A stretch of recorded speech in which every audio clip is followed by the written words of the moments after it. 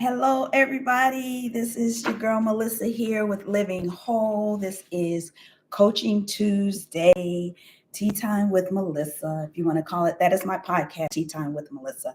And I am coming out here today to share with you some coaching tips. These are things that you can actually do for yourself. There are things that are included in my latest book, which is The Purposeful Living. It's Purposeful Living. This actually is a course as well. So if you are wanting to really dive in deep and go into that place where you are seeking guidance, you're seeking coaching, on a more of a practical level that applies to you and in this season and where you are, go to livingwholeacademy.com and check it out. It's a great course. It's very doable in terms of cost, and you want to invest in yourself. But I wanted to talk with you today about what it means to walk in purpose sacrificially. I know that that word can be very churchy, but just hear me out. Um, there is a level of sacrifice that one will need to make in order to walk in purpose. Now, I know that you've heard and I've said, and I've learned from mentors and people that I listen to. Myron Golden is one of my favorite speakers. If I haven't said that enough, go check him out on YouTube. Um, Definitely a man of God, definitely in the word and knows the word and has a really good spin on coaching business.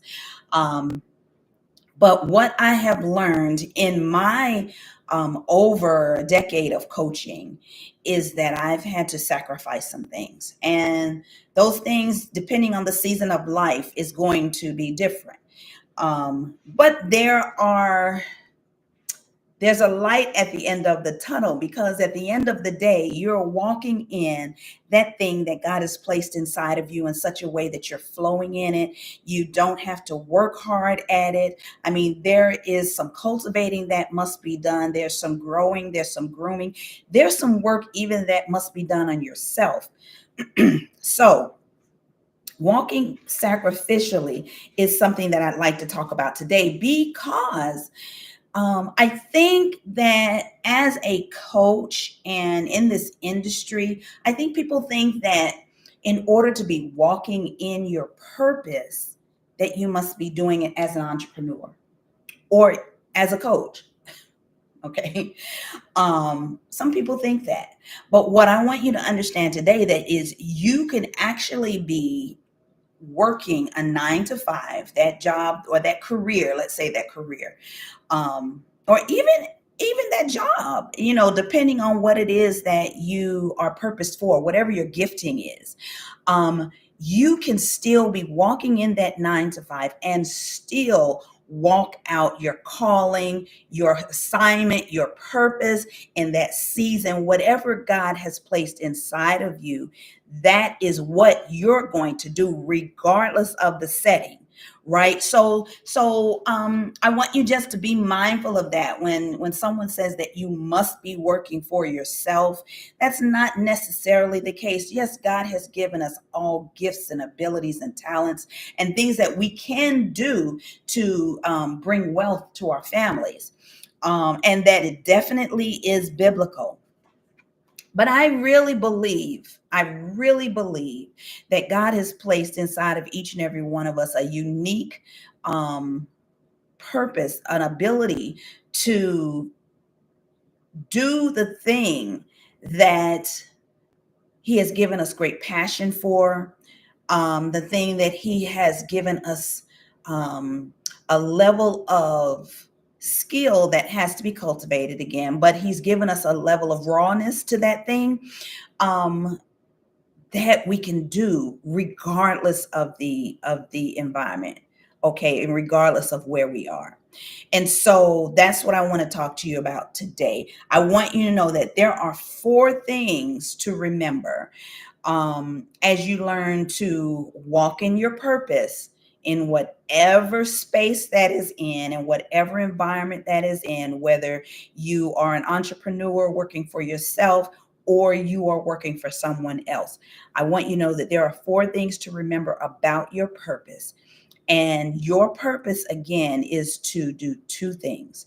It's to please God and it's to serve others. Your purpose is always bigger than you. So I probably should say assignment or call, because you can be even working in a company for someone as your career, the assignment that you've been given in that space, um, the call on your life, and yeah, the purpose that you walk in is always bigger than you. You always need others to partner with you. It's always bigger than you. It's not ever something that you can accomplish on your own. There needs to be, you have to have your champions in place. You have to have those individuals in place who are walking alongside of you and helping to walk this thing out. So there are 4 things that I want you to remember as you learn to please God and serve sacrificially. Okay. Number 1, and I'm going to use the marker today, but number 1, the board today. Number 1 is walk in true worship. Walk in true worship.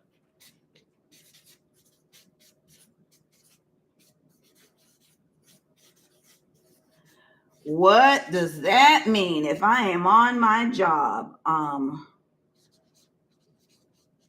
walking in purpose,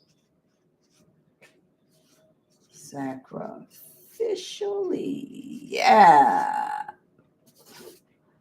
Okay. Walk in true worship. Yeah, what does that mean? So, walking in true worship literally means you position yourself for worship while you work. Okay. Um, so, I want you to think about worship. Okay, and what that word means. Of course, okay, it's acknowledging the God who created you, acknowledging the abilities and skills and the gifts that He's placed inside of you, acknowledging who He is as the creator, um, and worshiping Him. Yielding your plans to His will for your life. You can do this as you are walking in that level of work that you have committed to, right? And so you're going to sacrifice many things as you do that. You're going to sometimes sacrifice time. You're going to sometimes sacrifice rest. You're going to sometimes sacrifice resources, money. Sometimes you're going to sacrifice things in order to walk that thing out in true worship. So in true worship, which meaning you're committed to the process, you're committed to what it is that God has placed in your hands to do, and you're going to go full out. So you are sometimes, again, giving of your time. Sometimes you are burning the midnight oil. It's not a regular occasion, but sometimes you are sacrificing that time and rest because there are things that you want to do and you want to do well. That's the thing about purpose. Let me just say this. That's the thing about purpose, is that when you are walking and operating in purpose, that thing that God has placed inside of you, you're not going to just want to do it any kind of way, right? You are going to want to provide a level of excellence in what you do and what you put your name stamp to. I was telling some ladies about that the other day, that you're going to want to make it excellent. Why is that, you might say? That's because Creator God is exactly that way. When He created the heavens and the earth and the stars and the moon and the sun, when He created all the vegetations, He created all of these things. And then He formed man. Every day after His creation, He said, and that was good. And that was good.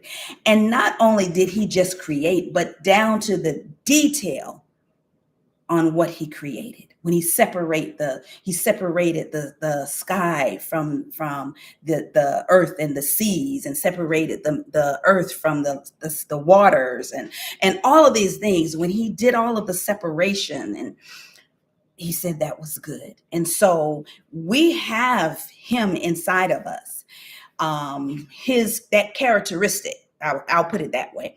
We have that characteristic inside of us that what we flow in, what we are called to, what we the assignment that we're in that particular season of life, um we're going to want to do it well.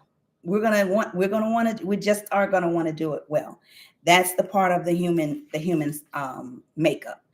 And that's because of our creator God. So that's number one. So walk in true worship. Number two is going to be love. Yeah, because we are engaging and connecting and um, even so sometimes creating with others. We are um,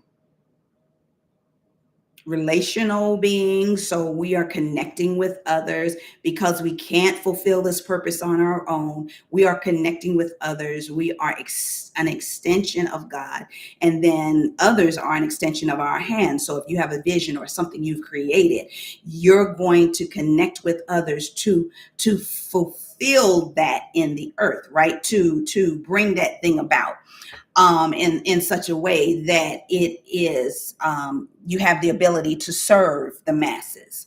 And so what do I mean by what does love have to do with it? Shout out to Tina Turner, rest in peace. Well, loving others is going to be a very important aspect about what you get to do. If you truly are walking in purpose, you're going to feel like this is something that I get to do. I don't have to do, but it's something that I get to do. And I want to do it in such a way that those that I serve feel the love, right? So it's like when I'm cooking a grand dinner for my family and we're all getting together, and someone asked me, what did you, oh, that sweet potato pie was divine or was delicious. People don't usually say something is divine, but that sweet potato pie was delicious. What did you put in it? I say I put love in it because I took my time. I put the right ingredients. I tasted a little bit here. I got the aroma, the smell of the aroma of the ingredients. Okay, I can smell the cinnamon. I can smell the nutmeg. I can smell this, that. And they laugh, but truly is I put love in it. So I'm very careful. I'm very careful at what I'm doing. I want it to be excellent. Not perfect, but I do want it to be excellent. So we are reminded in this passage in Romans 12:9-10, that love is an action word. It is a deed. It is something that we put muscle to. It is an action. You can't just say that you love something or you love someone and you never show it. You could talk till you are blue in the face, or what we used to say back in the day, till the cows come home. And I just learned about that a few years ago, probably maybe 10 years ago, what that really meant from somebody that actually lived on a farm. I never lived on a farm, but he said, yeah, the farmer has to actually go out and herd the cattle back in because they won't come in on their own. So that's where that comes from. If anybody wanted to know out there, dating myself a little bit, but that's okay. So, yeah, you cannot express love, true love, without actions or deeds. What is on your mind, it's what's going to be in your behavior. That belief that you have drives behavior. So if you love someone, then you're going to show that love. If you love doing something, then that love is going to be reflective in how you do that thing. So that's number two, to love. Number three, do not avenge. Actually, I think it's six. I'm sorry, I said four, but it's six. Do not avenge yourself, right? There are going to be times as you are walking in purpose, regardless of the environment. If you're on your job, a supervisor, a co-worker, or if you're working for yourself, you are connecting with individuals, maybe a client. And even outside of the professional settings, even in personal settings, there are just going to be times and opportunities where you will feel betrayed, used, right? You may even feel um, that someone has done something to you that was not warranted, um, and you want to get back at them.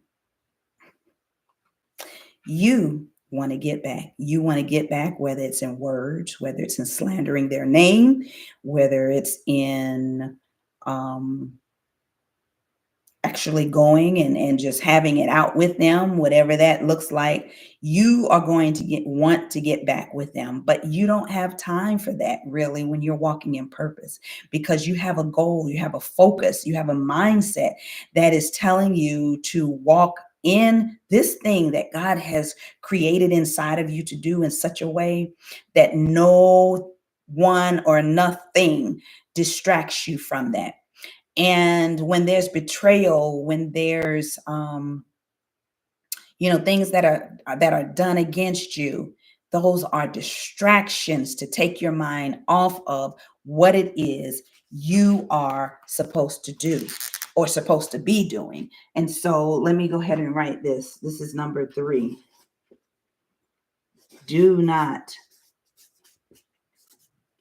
avenge yourself.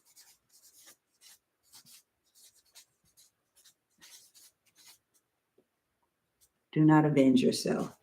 That's not our place. It's not our place to get back, or it's not our place to make someone feel bad because they've made you feel bad, or it's not even our place. Sometimes we're avenging people that didn't even do anything to us, but because of a bitterness, a hatred in some cases, a hard, callous heart because you were done wrong in the past, then everyone that comes in contact with you, you want to do them wrong. So you're avenging yourself with every other relationship that comes behind the one that actually where the damage was done. You're going to avenge yourself in every other relationship. You're going to avenge yourself in every other job. You're going to avenge yourself, and you're just going through life giving poison out to sometimes even people that they're like, what did I do? What did I do? So hopefully that's not you. But sometimes when we are not aware, self-aware of when we're carrying baggage around with us from previous happenings or experiences or dealings in our life, that can be a way that we are avenging ourselves within. So do not avenge yourself. You have more to do than worry about what others, excuse me, worry about what anyone is saying, worry about what anyone is doing. You have more to do so that you will feel, at the end of the day, you will feel satisfied and fulfilled, happy. Okay. You will feel that joy, that peace in your heart. So do not avenge. Don't even go down that rabbit trail, because it's not one that is for you. If you are walking in true sacrificial purpose, then you will not put any energy towards that. It's not even necessary. And then number 4, guess what? We have to love some more. You know what? And I say that, and you might chuckle a little bit, and I even chuckle a little bit as to why I say that. Because sometimes I'm like, God, deliver me from people. I mean, sometimes, again, because people are walking around with a bitterness on their heart for whatever reason. Maybe they were traumatized. Maybe they experienced a deep level of hurt and pain, and they just have not healed from that.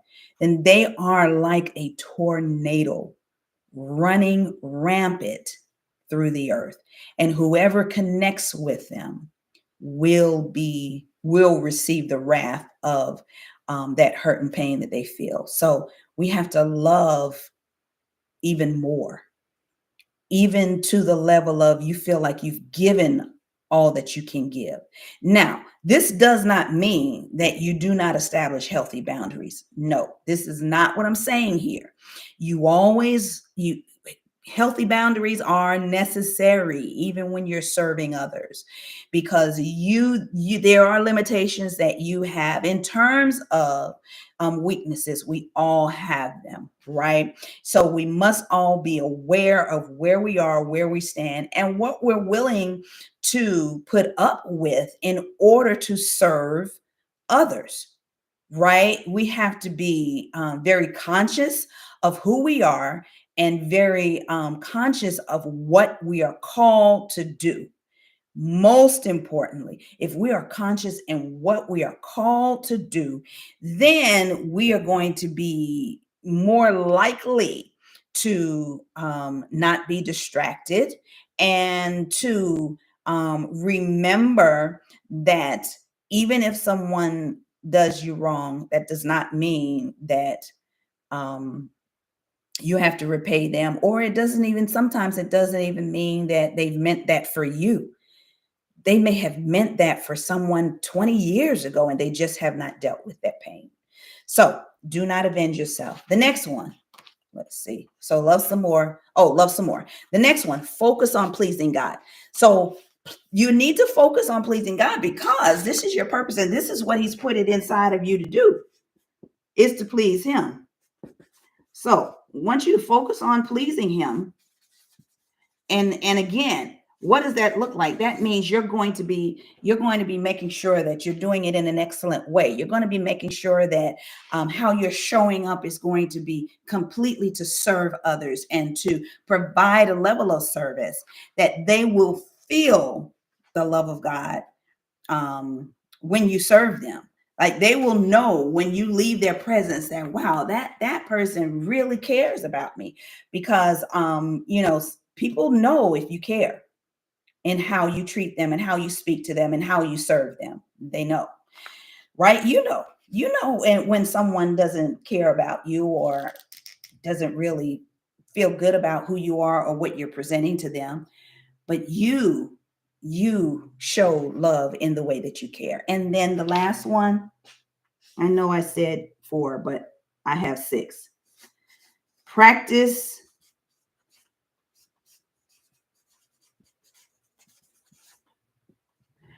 humility. Yeah. Sometimes that's difficult especially once you have cultivated your gift and people are affirming you and they're being very complimentary, and you are going here and you are flowing in that thing, and you know who you are and you're aware of who you are and what you're called to do. But there is a level of humility that we must practice, because guess what? At the end of the day, you couldn't do that thing unless God allowed it, right? You have hands that God's given you to do, but you can't make your hands. How does Myron say it? You can't make your hands hold something. God's placed that in your brain, and He has given you the strength and has allowed you to be able to do that. So that thing that you're walking in, yes, as you cultivate that thing, you invest in yourself, you're learning, you building yourself up, you have your champions around you, you are walking that thing out, you're subduing over the earth, you are doing exactly what God has placed inside of you with a great passion and love. But stay humble and remember where that gift came from. Remember that you have the reason that you have the activities of your limbs, and you have breath in your body that God gives you and that He allows every day, because I guarantee you, when we got up today, some people did not wake up this morning, right? So you are here and you are able to continue to walk in the thing that God gives you to do. So just remain humble. When things are going well, remain humble. When things are not going well, remain humble. And God has a perfect plan and purpose for you as you are walking these things out. And so I just want to remind you that even though you might be going into a 9 to 5, punching a clock, however you want to say it, but you are maybe even just working a job, that purpose that is inside of you, you're going to flow in that thing regardless of the environment that you're in. But you have to remind yourself that this is a season, but the flow inside of you can still operate. So if you are a lover of people and you love to serve people, it does not matter if you are volunteering at a shelter, or you are working at a fast food restaurant, or you are working for a Fortune 500 company, or you are an executive, VP or president of an organization, and people answer to you, and you manage and lead and develop others. There's still a level of humility that you must walk in order to walk in purpose sacrificially. So that just means that although you are doing that thing, you are flowing in that thing that God has given you to do, and you're doing it well with excellence. That just means that you haven't accomplished that thing on your own. You haven't done that on your own. What you have is not just because you're such a great person. What I do, I don't do it because I feel like I'm an amazing individual, although I do think I'm amazing most days. Um, but what it means is that God has given me the ability, the mindset, the heart, the compassion, the pull, the compelling to walk in that thing in an excellent way, and remember that I didn't get here by myself, that I didn't do this all on my own, that I am, that I need help, that at every juncture of my purpose, walking it out, I need help because it's much greater than me. It's much bigger than me. And the more people I want to serve, the more people it's going to take for me to connect with, to share with, to love on, to devote time and energies to, and just to remember what God has given me to do, and not focus so much on the things that's happening around me in terms of the distractions. So I want you to remember these things what it means, what it looks like to walk out your purpose sacrificially, what it means to do that. Walk in true worship. You're walking and you're worshiping God because He's allowing you the opportunity to do the thing that you get to do. You're loving as you're walking through. So you're treating others um better than you treat yourself, right? Better than you treat the ones that's closer to you. You actually, you're treating everyone with love. And I said that because sometimes the ones that's closer to us get the wrath of who we are, but we want to always do what we're doing in love. Action word, we want to do not avenge ourselves when you're done wrong, when you're mistreated, when you're betrayed. It's not for you to avenge yourself. No, the Avengers did not come to avenge themselves. They came to avenge others, right? I am a Marvel geek. Anyway, so number 4, love someone. Love some more. Love some more. Even after you love, you might even feel like you're doing above and beyond the loving in the loving category. Well, let's do that and put some action to it. And then focus on pleasing God. That's the primary purpose for your purpose, is pleasing God, because He gave it to you. So it's for it to please Him, and it's to worship Him. And then practice humility as you walk and you flow in that thing that God has given you to do. It's going to be very evident that you are great at what you do. But remember, it's not because of who you are, it's because of who He is. I hope this blesses you today. I just wanted to come out here and just help you with that. I'm a part of Purposeful Living course. Go check it out, livingwholeacademy.com. Get signed up. It's a wonderful self-led course.